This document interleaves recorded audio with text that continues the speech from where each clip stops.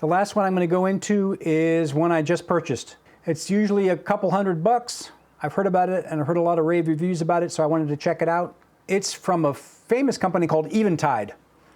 They've been making great effects for years, and this is one of the ones that I just had to have.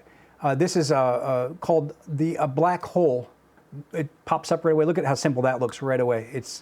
It's great for that huge reverb sound that you want. If you want the sound of something in space or really long, these are some of the longest reverbs I have, even longer than some of those impulse response reverbs of those amphitheaters and caves. Those are pretty darn huge. The skyscraper, this one gets even bigger.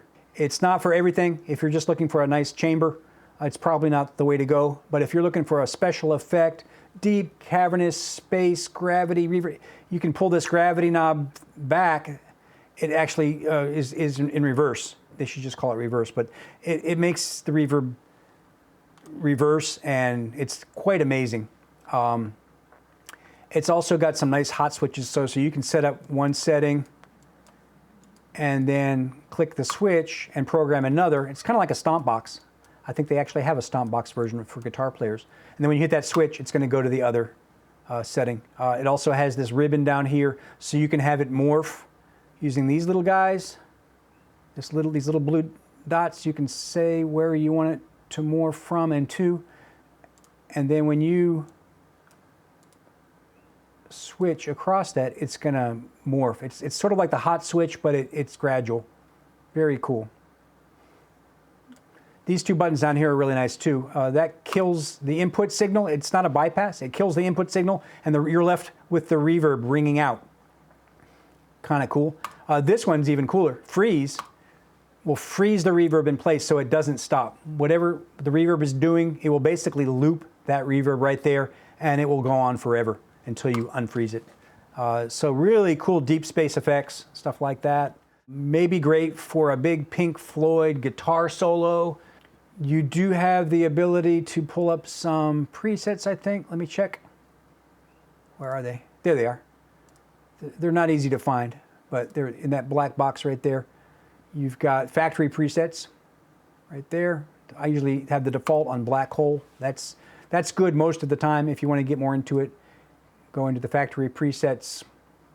They're cool names too.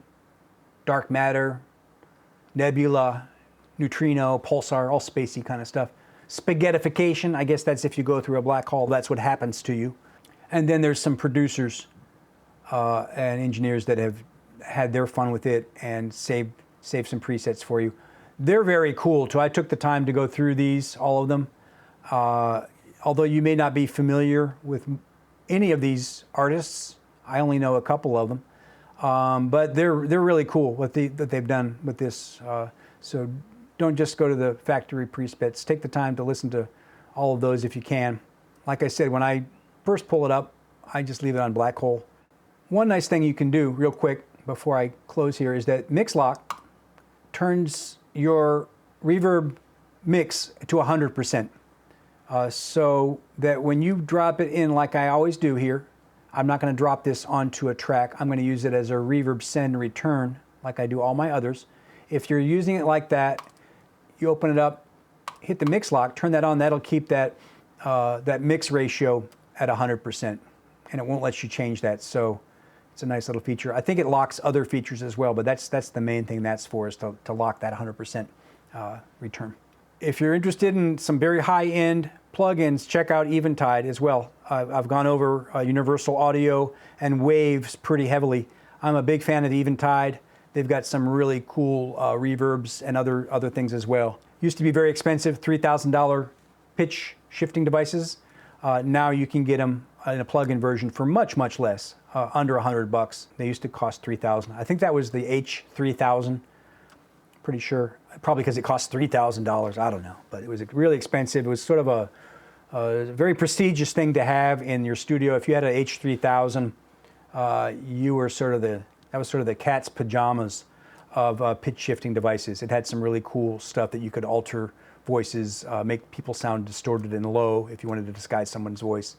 some really cool harmonizing stuff too. One of the earlier devices and they're still making them. I think it's up to the H-3000.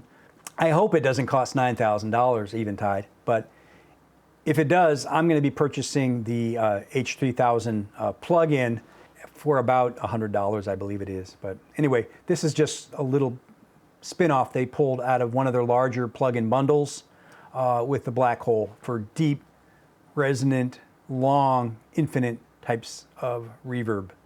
Great for sound designers, great for film.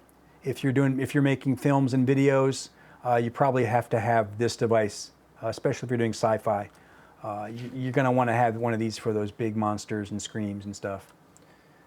Or if you're just a Pink Floyd fan like I am. Hit me back if you've got a famous guitar solo with a big reverb.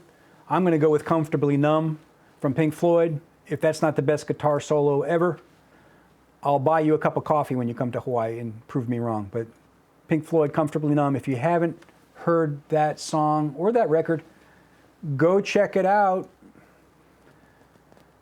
Just a little pinprick.